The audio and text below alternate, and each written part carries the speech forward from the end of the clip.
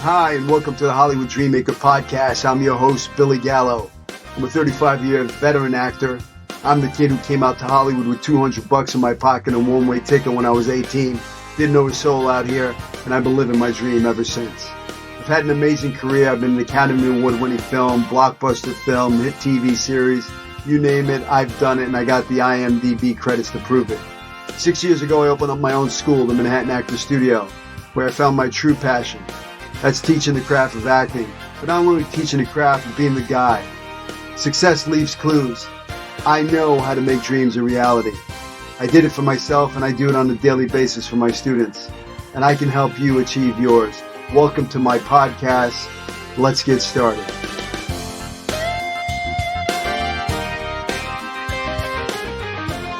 I am super excited to introduce my guest. He's known as the Dr. Phil of script analysis by Creative Screenwriting magazine. Blake Snyder bragged about him in his book, Save the Cat. I want to welcome Mike Cheda to the podcast. Welcome to the show, Mike. Hi, Billy. It's nice to meet you. Yeah, nice to meet you. So we don't know each other. I was, reading Save the Cat, and Blake was bragging about you. And I was like, who's this Mike Cheda guy? So I looked you up, and I was like, I would love to have you on my podcast. And I called you up last minute, and you jumped on. So I really appreciate your time. My pleasure. So, I created this podcast to inspire other artists to follow their dreams. If a kid like me can come out to Hollywood at 18 with $200 in my pocket, a one-way ticket, not knowing a soul out here and making the dream a reality, then why can't the listener out there, right? At some point you, had a dream to be in this crazy business, this show business. So I'd like to go to the beginning. Like, when did you know you wanted to be in this business? Actually, I was I stumbled into it. I was in college trying to find a major that I liked, and a friend, actually the night before registration, I was at a party because I went to the SF State in San Francisco, and they have a film school there, but I really wasn't aware of it at the time.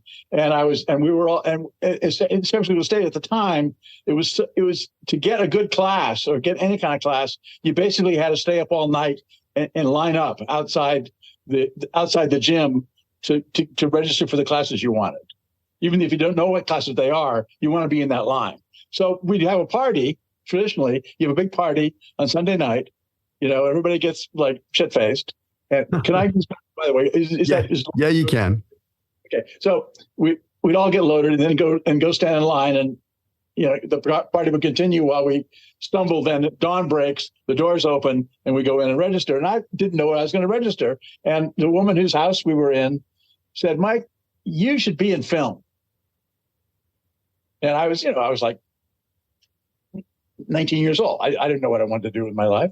And I said, well, that sounds interesting. So I actually went in and registered for film classes, and I just loved it. And so I got a degree in film from SF State.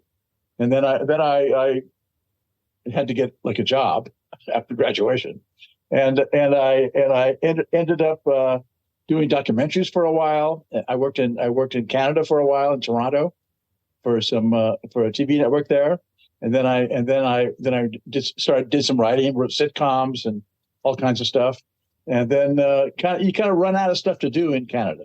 Since I was an American, I could, go home. So I came to LA, which is close to home, and through a acquaintance of somebody I knew in Toronto, got a job reading scripts at HBO.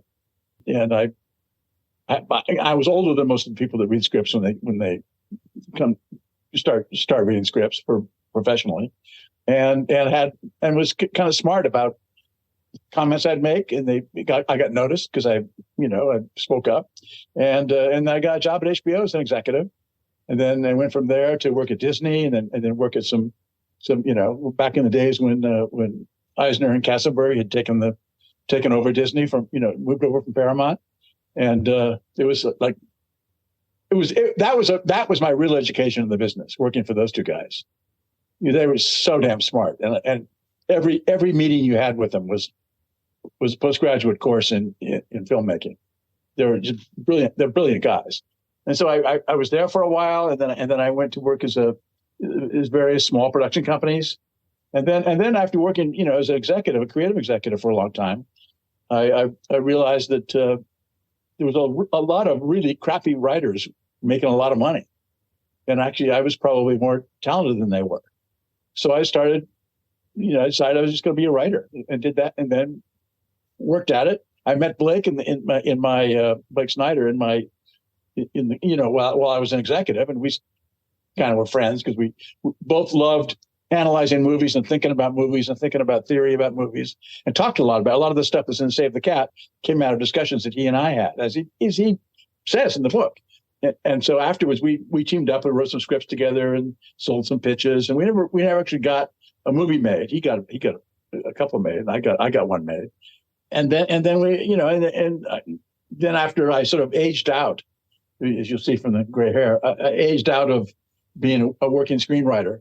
And and Blake published his book, and suddenly he called me up one day after he wrote it, not before it was published. He called me up one day and said, I hadn't talked to him for a long time, for maybe a year.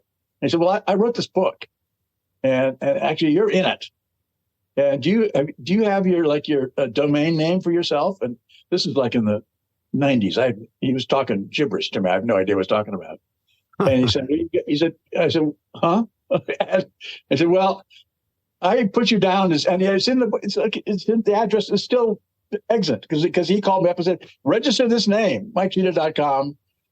Call GoDaddy. He even told me how to do it. Call GoDaddy, register your own name, and sign up because I'm going to publish this book and people might be calling you. And I swear I must get a contact still.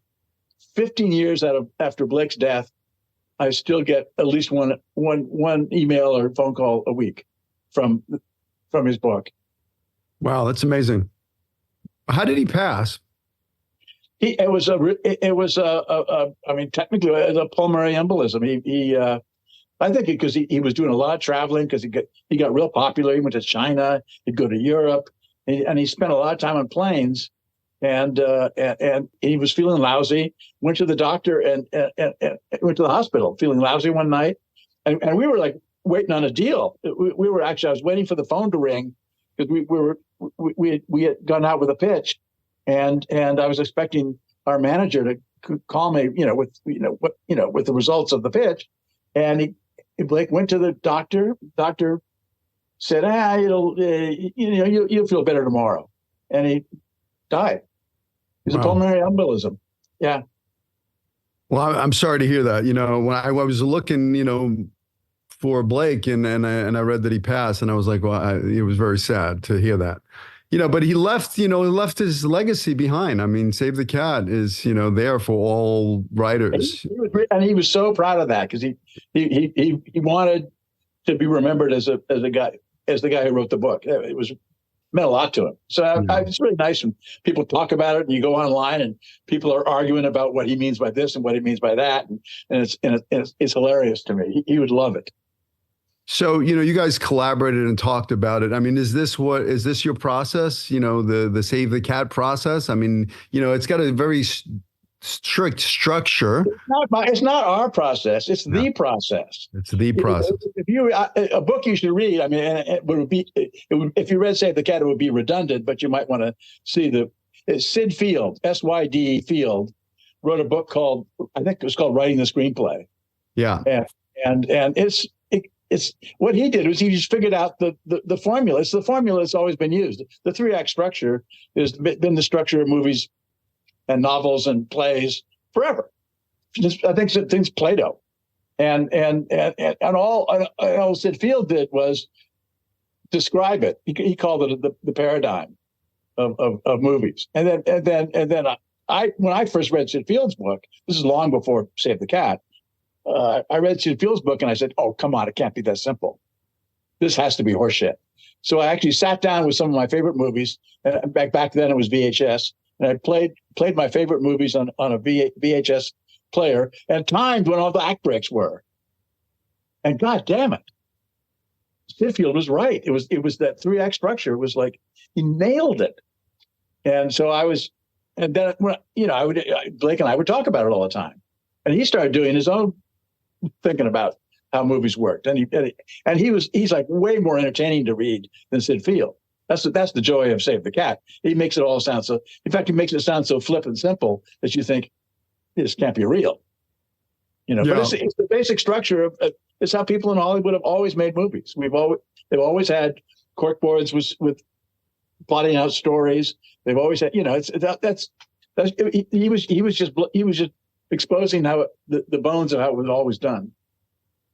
So for somebody who hasn't read Save the Cat, what is that? I mean, I know it's got like, he says an opening image and a closing image and certain thing happens on page 10, what is that structure? I would call it the 3-act structure. It's just, most of it's just common sense. That you're looking at a movie, and I'm the same way now. When I watch a movie, if they haven't engaged, especially now with streaming, where you're not trapped in a theater, where you're not gonna you paid your money, you're not gonna get up if you don't know where you're going by page 10 or 10 minutes in. It's like the twitchy butt. It's a twitchy butt phenomena. That if you don't know what's going on, you kind of like, oh, what am I doing here? Because you need to let the audience know what to expect. So by page 10, you should know who the characters are. You should know kind of the direct, even though if you can change direction, certainly, you got to let the audience know that they're going somewhere interesting and what the people are on about and what their issue is, kind of what the concept is. You got to get that across. And then then at the end of the first act, which is like a quarter of the way through the movie, you got to do a change of direction. There's usually, if it's a quest, you want to, that's one of my favorite movies to use as an example of how to structure movies is Liam Neeson's Taken, where that's when his daughter gets kidnapped. You spend the whole first act establishing their relationship, and then she gets kidnapped. Okay, and then that propels the rest of the movie.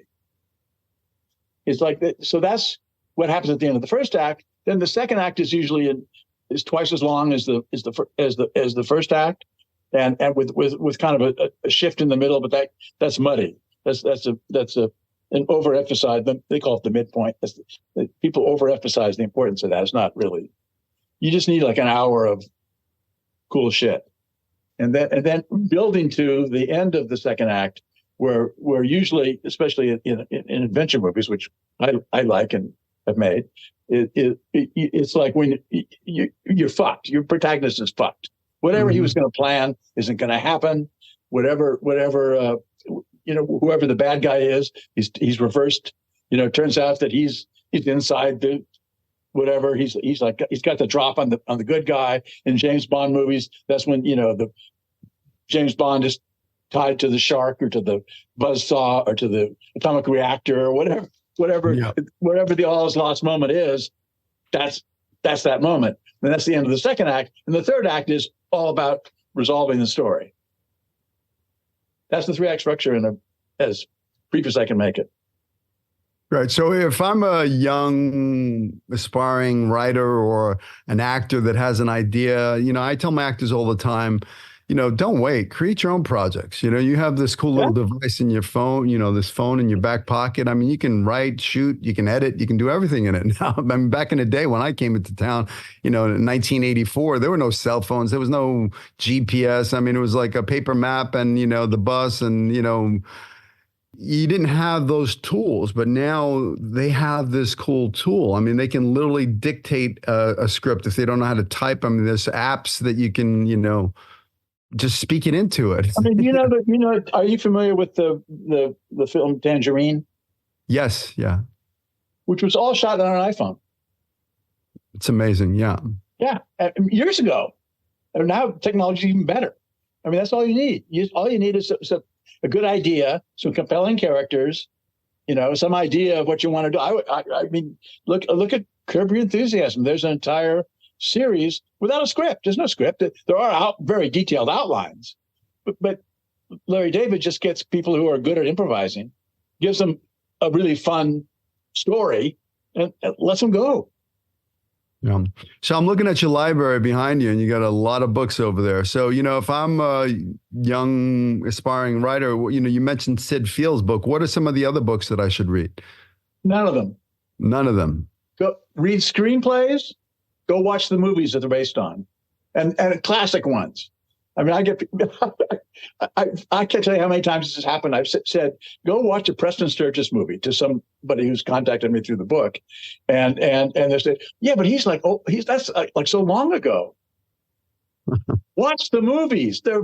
You're still laughing at the line. They're still funny. You watch good silent movies. You're still laughing. It's still, I was watching, what was I watching the other day? One of the Marx Brothers movies, like from the 30s. And it's still funny. It's basic stuff. But read, the first thing I tell people to do, get the names of all the Academy Award winning screenplays, read them all, watch the movies, and just keep doing that. See what works. Because all the books are like, if you read Sedfield, you read Blake's book, that's the basics. More books isn't going to help. What's going to help is watching the movies, take notes, read the scripts, see what it looks like on the page, see what changes a director made. Sometimes,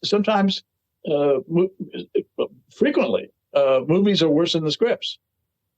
Yeah, and sometimes movies are better than the books they're based on. Mostly not. Famously, James M. Cain thought Double Indemnity script is way better than his book, which it is. If you read both, you'll see it is. And Billy Wilder's a fucking genius. So what exactly do you do? Your service that you provide? Oh, people, if you go to our website, it's like I read scripts and give people opinions about them. I try to figure out, if there's issues. Sometimes I read scripts and they're great, very rarely, but I try to give them pointers or hints about what directions they can go or where they've gone off, or, because you talk about people coming to Hollywood and getting into the business as an actor or a writer. Actors have a much tougher time than writers in terms of the path, because all you have to do as a writer is sit at your little computer in some coffee shop or wherever or on the back of a hay bale in Wisconsin and write a great script. And if you write a really great script, someone's going to buy it and make it, because there's very few. I get tons of scripts all the time. Rarely do I get one that's really good. Sometimes I get scripts that are by talented people that are making mistakes, and that's really easy to fix. But a lot of it is just people that don't have enough experience writing or working in the business, or haven't read as many scripts as they should have, or watched as many movies as they should have.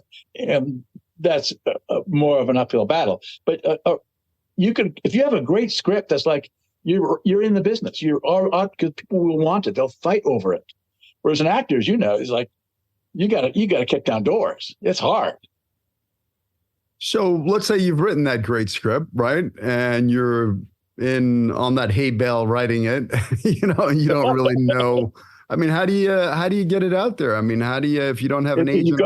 You go to the WGA, which you don't have to belong to access. They have a list on their website of agents that take unsolicited manuscripts. And if you write a truly brilliant script, someone will read it, and someone will want to represent it. So you mentioned WGA. So, okay, I've written this great script, and what do I want to register with the Writers Guild? How do I protect my material? What's the best approach to that? Do you have to copy? It's a non-issue.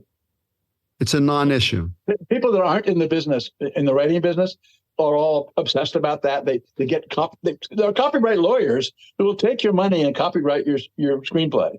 They will. The minute you finished writing it, it's automatically copyrighted. You don't need to do that. People will take your money to do it. Definitely. Lawyers will be happy to take your money to do all kinds of shit. So it's not necessary to go to the Library of Congress and copyright your script and all you have to do is have some way of identifying that you wrote it. Because even you can copyright it, you can trademark it, you can register it with the Writers Guild. And Blake actually he and I, when we worked on stuff, he'd always insist on doing all the Writers Guild does is take a copy of what you've done, put it in an envelope, and put it in a box. They have it, so it exists. So then if you send it out and someone plagiarizes it and takes your written material, and uses it without paying you, you can say, yeah, but I wrote this and I can prove it because it's in the box at the Writers Guild, and they will ascertain that yes, indeed, this is what Michael Blake wrote, yada yada. You can do the same thing. You send yourself a self-addressed envelope with the material in it. It creates the same thing because you're still going to have to prove that the person stole it. You can have to prove, one, that they got hold of it somehow. There was a connection where someone sent it to them, because ideas are all over the place. I mean, first of all, you can't really copyright or protect an idea. What you can do is copyright or protect your written work. If you have a scene that has identifiable characters and dialogue and descriptions and unique action, and someone actually copies that and uses it, then that is actionable. Someone has the same idea. I mean, look at Sopranos was about the concept was a gangster that goes to see a shrink, and it's like a big scandal in gangster world. That was the original concept of Sopranos. It clearly grew to be bigger than that. The same year was the movie Analyze This, mm-hmm. with De Niro and Billy Crystal. It's the same idea. Yeah. One didn't steal from the other. It was just an idea that someone thought, is out there. And Sopranos ran for 5 years, and Analyze This had a sequel. So, yeah, they were both great. Same idea, same year. So actually, you hear this all the time. People say, "Well, someone just did my idea, so I should abandon it." No, because first of all, if someone just did it, by the time you actually would get it out of the production tunnel, at the end of the development process, it's going to be like 5 or 6 years from now. And no one even remember whatever it is just came out. So don't worry about that. So you're saying this development tunnel is a 5-6 year process? Or if you're lucky.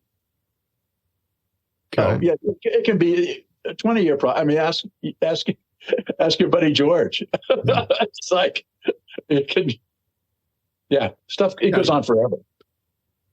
Yeah, I know. I mean, I have scripts that I'm, still working on that I wrote 20 years ago.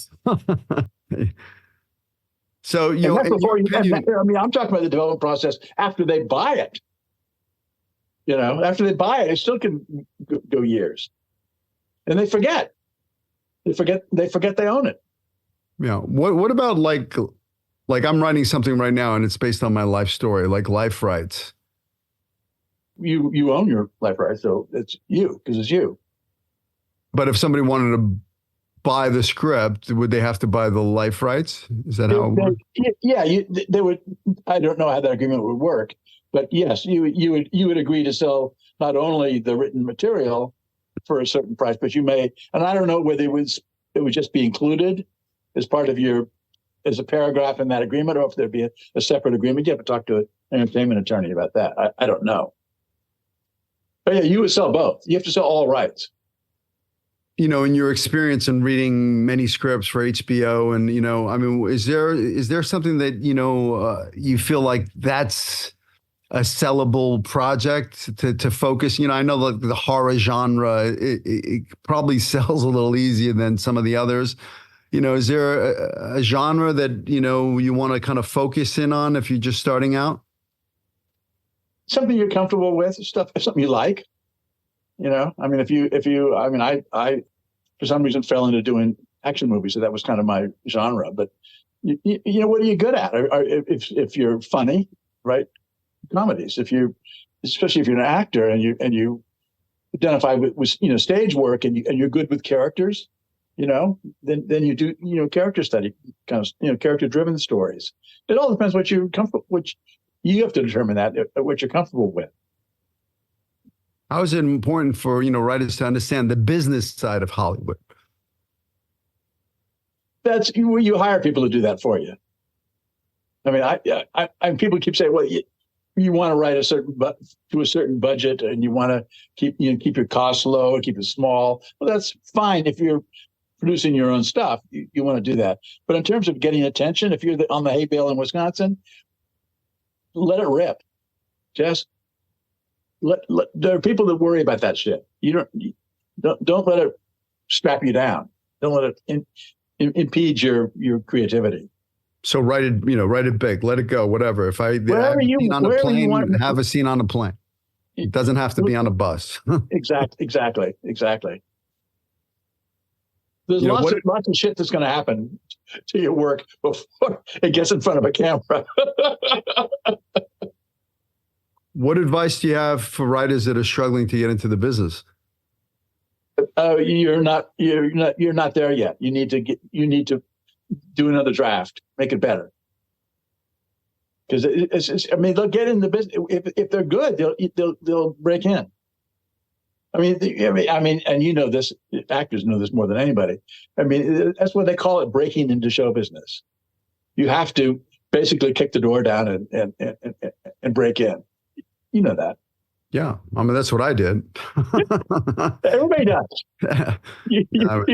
Yeah, I literally, when I got to Hollywood, at 18 years old, I went over to Warner Brothers and I got to the guard gate, and the guard at the gate said, "Sorry, kid, you can't come in." And I was like, oh, "Okay." I'm from Brooklyn. I walked around the building. I climbed the wall. I climbed over the chain link fence, and I jumped onto the lot. And I spent the whole day on the lot. I met Kevin Bacon. He was filming a movie. I hung out. Nobody knew I just jumped a lot. I'm not advising anybody to do that now, but back in 1984, I was, don't tell me I can't come in. I'm coming in. I'm breaking. And that's why you've been able to make a living in Hollywood. Yeah, you got to be relentless in the pursuit of it, and you got to, know that you're going to get no's, and no's are okay. Never until you know. get a yes. Eventually, it become a yes. Eventually, somehow, if you keep at it, if you quit, stop doing that, you'll never get the yes. You're never going to get there. Yeah. Feedback. In the evolution of a screenplay. I mean, how important is that to get feedback? It's essential, but you have to find some way to edit out the noise, because everybody has an opinion. Everybody goes to movies. Everybody's an expert, and there's, you get people that are, especially doing the kind of thing I do, which now is just be a consultant, as it were.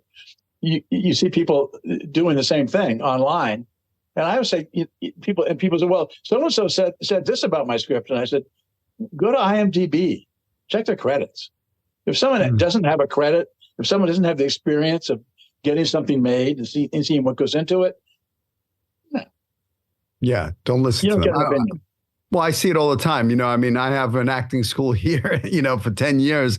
This is a real theater. It's not a green screen, and there are people out there, and I get it because I typed in actor in a search box before, and now I get all these sponsored ads for acting classes, and then I look them up just out of curiosity, and on IMDb, and they got 0 credits. They did a short film, and it's like now they're the authority. They're telling you how to make it as an actor in the business, and I laugh because it's like, please don't listen to those. Vet whoever who's giving you that, that advice on how to become a working writer or a working actor. Make sure they've made some money doing it. They've actually had a career. Well, it's not so much the making money is important. That's how you know you're a professional. Is someone sent you money. You worked for it. They paid you to do that function, whatever that function is. But it's also the experience of seeing how it works. I worked, for years in Toronto in the business. I worked for a TV network there. I had a lot of experience. I had 150 hours of screen credits on various, live TV and documentaries. And so I was hot shit there. I came here and got exposed to how it's done here. I didn't know anything. I got in a room with, Eisner and Katzenberg at Disney, when they first took over. Oh, God. I was a complete moron. I didn't know anything. What is the biggest lesson you learned from them? It's not a lesson, it's a list. Anything stands out on that list? Once a week, I was in the TV movie department and doing development. And every week we had to come up with 5 new ideas, most of which we got from taking pitch meetings, which we did endlessly. And we had to pitch them. And they had, this is just to buy a pitch. They had in the room, they had the finance department, they had the props department, there was like 30 people in the room to listen to your pitch. and they wanted to make, if anybody had a problem with it, they wanted to know then, not when it was a script after they spent, 20 or $40,000, whatever it was then, on getting a script written. They wanted to know before they spent a penny why they wouldn't go ahead or why they would go ahead with the project. It was a lesson in control, and they would usually reject everything in the room, and have fabulous reasons. I mean, they were really good. Actually, the best. I remember Eisner's. Well, I remember one thing he said that was so cool was, he said, if it's a great concept, the execution doesn't have to be as good, and vice versa. There was a soft concept, and Blake in his book talks about, high concept and not high concept. If it's not a high concept, then the execution has to be superb. Let's talk about that. The pitch, right? If you do get an opportunity to pitch your story, right? If you're lucky enough to get into the door, or maybe it's that elevator pitch, where you got to kind of pitch them in, you got to have a strong log line, right? I mean, what's your thoughts about log lines? Well, the log line is just a reflection of the concept. So if your log line is mushy, it means your idea is mushy. You got, it's just not, you don't have it. It should be, the idea should be simple enough. And Blake goes through this, and we literally used to do this. The mall is gone now; it's a Google office building. But we go to the mall at what was it called, at the corner of Pico and Overland. We saw it because I lived down here by the marina, and he lived in Beverly Hills, so we meet there to work at the food court. And what we do, we come up with ideas, and then he would take a clipboard. We really do this. And he says that he talks about it in the book. And we do a market research. We actually stop people at the top of the escalator and say, so would you, what do you think about this idea? And we pitch them the idea right there, just off the street. Huh. If you have a clipboard, they think it's official of some sort. That's funny. Yeah. And when you pitch an idea to someone, and the same thing at parties, when you pitch an idea, you can look in they'll all say, "Oh, that sounds great," but you look at their eyes and you can see that moment of getting it, where you look in their eyes and they're like, you can see them go, "Oh yeah," or they are just dead eyes. Dead eyes, bad idea. The twinkle in the eye, good idea. Because everyone will say, especially at a party, "Oh, yeah, that's great." I'm going to read you my log line. Okay. A little boy must survive his home life in the mean streets of Brooklyn in the 70s. The only thing keeping him alive are his dreams. What's that? What is that? So it's a story about a little boy from a. Yeah, I can get it. It sounds like.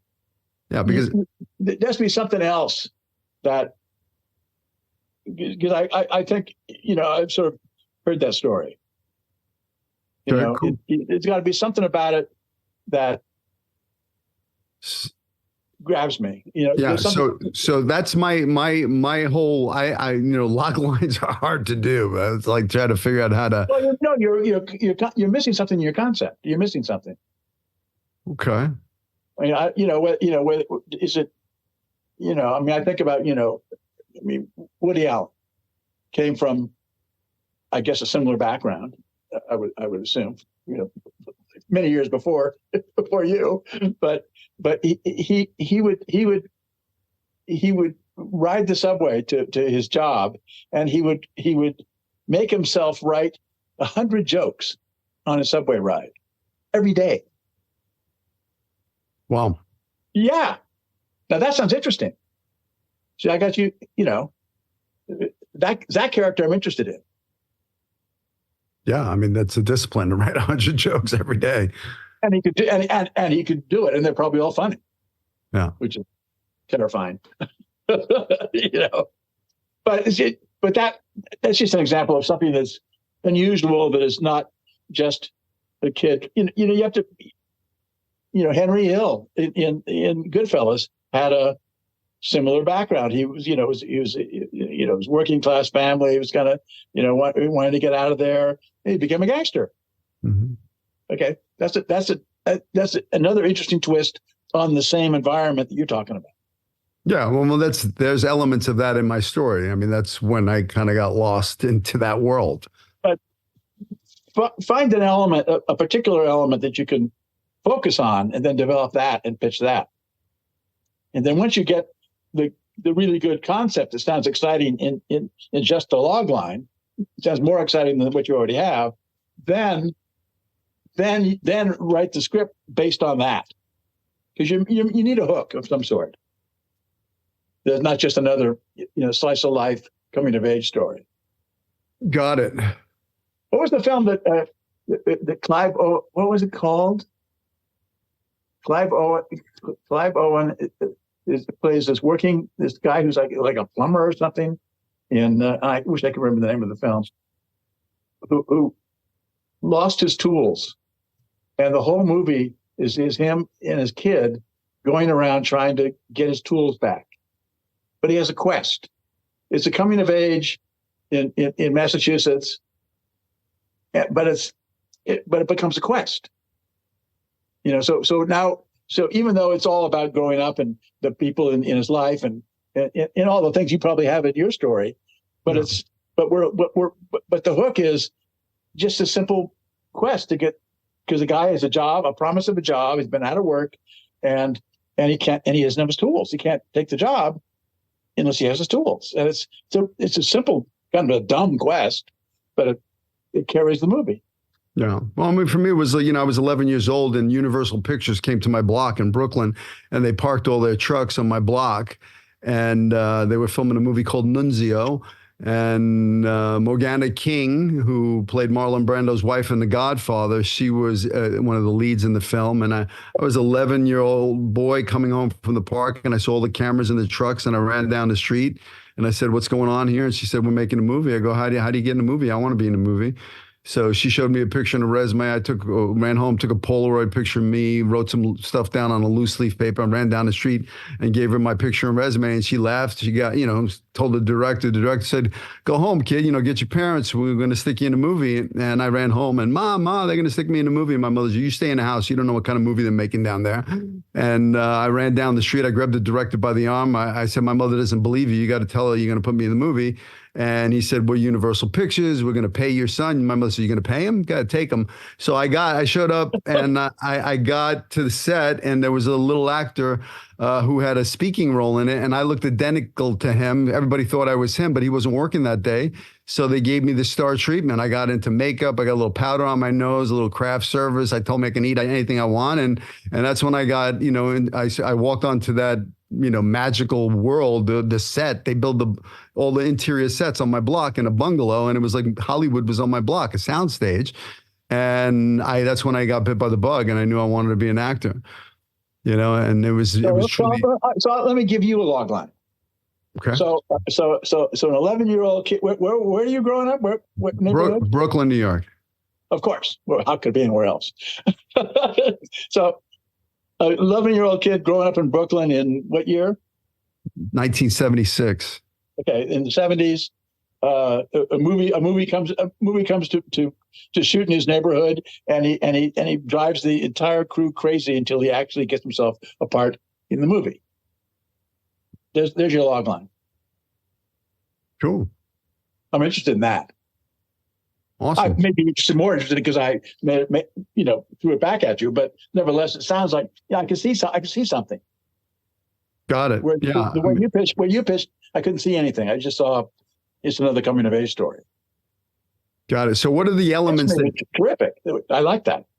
Huh? What you pitched me, the longer version, the elevator version. I mean, I pitched back a log line, but you pitched the elevator version. Well, I got, so so I did that, right? And some casting director gave my mother his business card and said, I can help your son. Give me a call. But I think the whole movie should be what you pitched. That should be the whole movie. I don't care about the rest. But the rest gets better though. So my mother ripped up that card. And and I was like, my mother doesn't believe in me. So a year later, Saturday Night Fever came to town, and John Travolta was filming in my neighborhood down the street from me. And I ran down the street, and there was hundreds of screaming girls, and I worked my way to John Travolta, and I knocked on his door, and he gave me his autograph, and I told him I wanted to be an actor. And he told me, you should do it. Go after it, kid. And it was like, what? You're like, I can do this? Like, I mean, there was Vinnie Barbarino telling me I could do it. So, you know, that event was really powerful, like watching him film that, you know, Saturday Night Fever in my neighborhood. And that, you know, started me on a journey to become an actor. It was those two films in my neighborhood that made me who I am today. Now, you're not going to do better than the first story. I'm sorry. You got me. That could be I'm telling you, it can be a whole movie. Just an 11-year-old kid being a pain in the ass. Yeah, I once again, it was like when I got to the gate, you know, they said, sorry, kid, you can't come in. Well, I climbed the roof and jumped from roof to roof to roof and got in, and I shimmied down, and I went down the fire escape, and I got into the place. And he was like, how'd you get in here? And I was like, he let me in. Yeah. But you see what I mean in terms of loglines? It's making, and by the way, in terms of pitches, you as an actor have a huge advantage over tongue-tied writers, because you're used to performing stuff. This is your stuff. Yeah. Instead of somebody else's, but you have a huge advantage. So other than going to the Writers Guild and looking, you know, how else can somebody who's just starting out get their script seen? Like, you know, like there's the blacklist or whatever. I mean, what do you believe? What are your thoughts on that? It's all, you know, I mean, people on Reddit like swear by it. They're all very excited. I don't know. I haven't tried to sell something, you know, in a long time, so I don't know how it works now. I mean, I understand from people who are working writers that like writing a pilot is now a good idea, apparently, whereas I would have thought back in the day it was not a good idea. But all you need to find some way to put on paper that you have skill, and that you're able to realize characters, you can tell a story that all kind of looks like a professional script. You know, the final draft kind of does that for you. You know, you just quality. People will pay for quality. That's why, you know, that's why they pay you. Yeah. How has the industry changed, you know, since, you know, when you were starting out? Well, movies used to be good, and now they're kind of shitty. I'm so disappointed in my art, as it were, because it's like half the time I didn't even bother seeing half the nominated movies this year because they didn't look interesting, and the ones I did see I didn't like. I'm so disappointed. Whereas on TV, on streaming, there's some really good stuff. I mean, there's some excellent material. I mean, Shogun is fabulous, except for, you know, for who's that weird actor, the round eye actor they have. He's not good, I don't think. But did you say Shogun? Yeah, it's on Hulu. Okay, I haven't seen it. It's a remake. Did you ever see the original with Richard Chamberlain? I have not. No. Well, by the way, they're based on it. And that's an example of how nobody ever usually gets worse from the book. The original book by James Clavell, Shogun, which is big, thick, it's in here somewhere, is a great read. If you want to read a really great novel. I mean, it's not literature, but it's a great adventure. And you will not put it down. It's like you'll be up nights reading it. It's really good. And so that was done, I think, around 1980 as a miniseries with Richard Chamberlain, who was back then the king of the miniseries. He was in every miniseries, and so he was in Shogun, and I mean, it's a story about an Englishman who shipwrecks in Japan, which doesn't have any foreigners, and you know, it kind of becomes a samurai. It's just a great portrait of Japan. I do remember that. It was like something in the 70s, 80s, right? They did this. About 1980, I think. I'm guessing. Yeah, I do remember that now. Yeah, it's pretty good.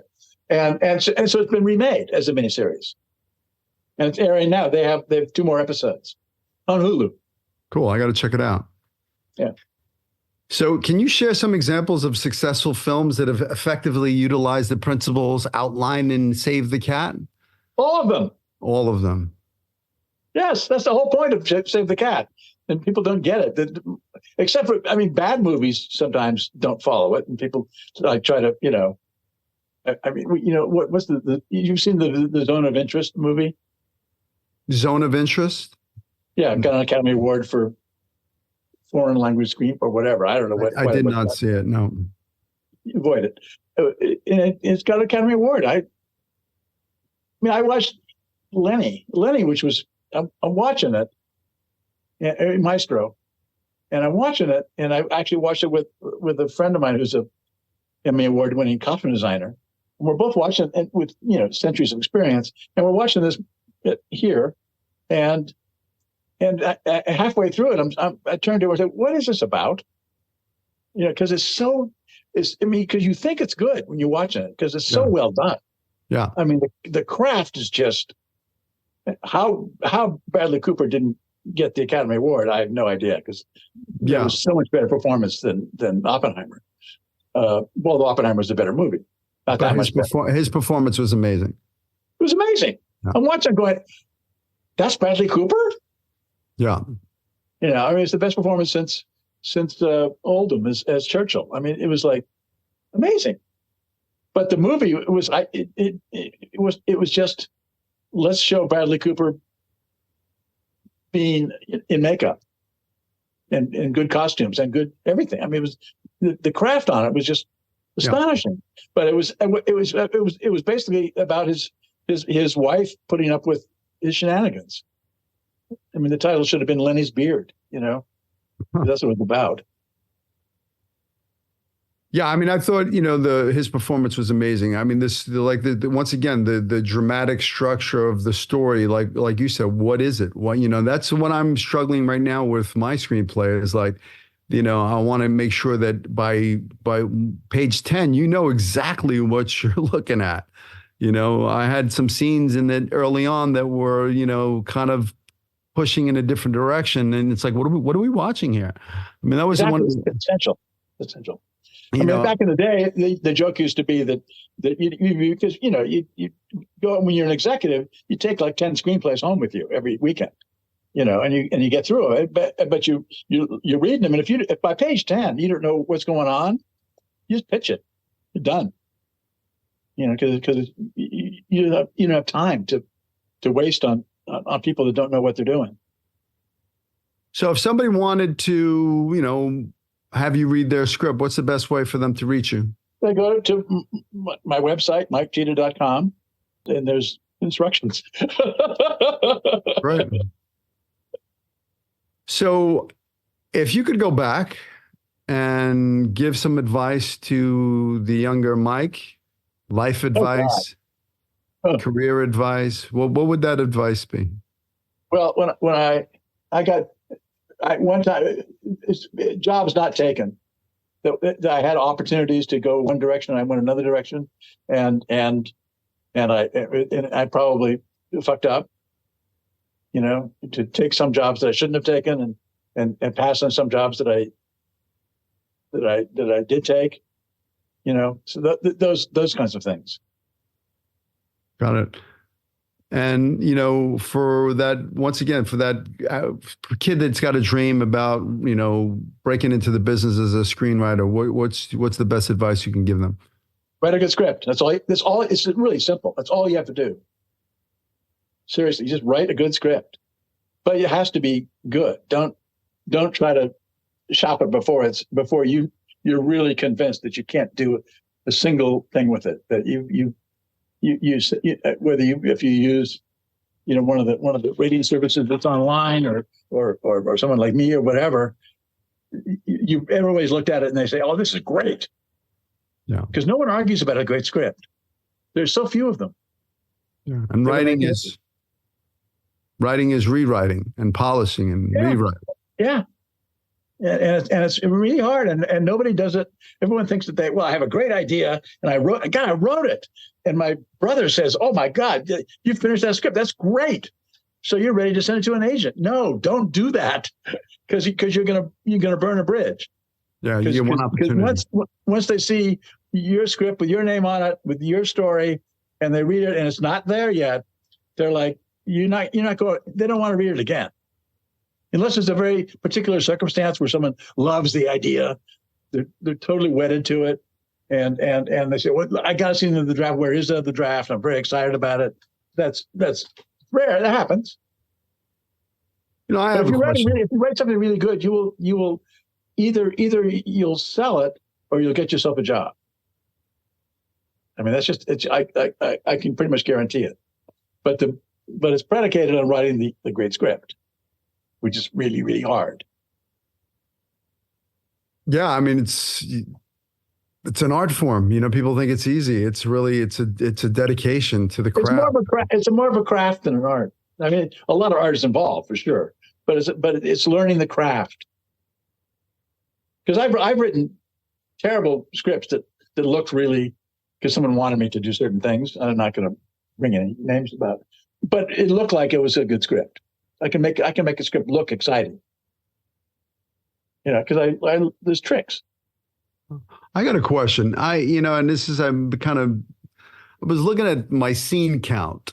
Right? Is there a certain amount of scenes that go into a screenplay, or because I have a lot of scenes. I have like 140 something scenes. Back to what I said, but don't worry about shit like that. Okay. Just make it exciting. Got it. And make it easy to read. I mean, I'm a big believer in what's called vertical writing. Where it has a lot of white space. I mean, Blake and I, when we would write a script together, we after we thought we were finished, we'd go back and just look for white space. If you had pages that didn't have a lot of white space, we'd break shit up, break speeches up, break action up, just to make it. Because the more white space you have, the faster. It's one of the tricks you can use. Is the faster you're turning the page, and you think it's more exciting than it is, because you're flipping through the page. Wow, look at that! It's a page turner. yeah, and you can trick people into turning the page. It's by using white space. Awesome. Well, I'm gonna once I get my polish done, I'm gonna send you my script. I'd love to hear your thoughts. Yeah, but get and start with the concept. I mean, you have a physical advantage over anybody because you're an actor, so it's natural for you to pitch. The rest of us have, but. Get your concept down so where it comes like the little pitch I threw back at you about the kid trying to get in the movie. That to me sounded more interesting than what you pitched. Find a version of your story that pitches that simply, and then get people to validate it by pitching it to them. Then write that down, stick it on like a board, and then blot that out. Don't write what you're already writing. Write the pitch, the concept, and don't vary from it. And stuff that isn't that you like. You've heard the term "killing your darlings." Mm-hmm. I'm sure you have lots of, especially since it's based on your life, lots of really cool shit that you want to include. If it doesn't fit into that concept, nope. Save it for another day. But just write that concept and keep it exciting. And but stick to the concept. Got it. Awesome. Mike, thank you so much for taking the time to be on the show. Oh, it's a pleasure. And this is so much more fun than actually doing work. Well, I'm going to be in touch, Mike. Okay, really good talking to you. It was a pleasure meeting you. Say hello to everybody behind you in the seats. Will do. All right, take care. Okay, bye-bye. Bye. Hey, thanks for listening to the show. Please rate, review, share this with your friends. Subscribe if you haven't. Please take whatever you get from here, the golden nuggets, and apply them to your career. Go after your dreams with passion. Don't let anybody tell you it can't be done. I believe in you. Follow your dreams. I'll see you in Hollywood.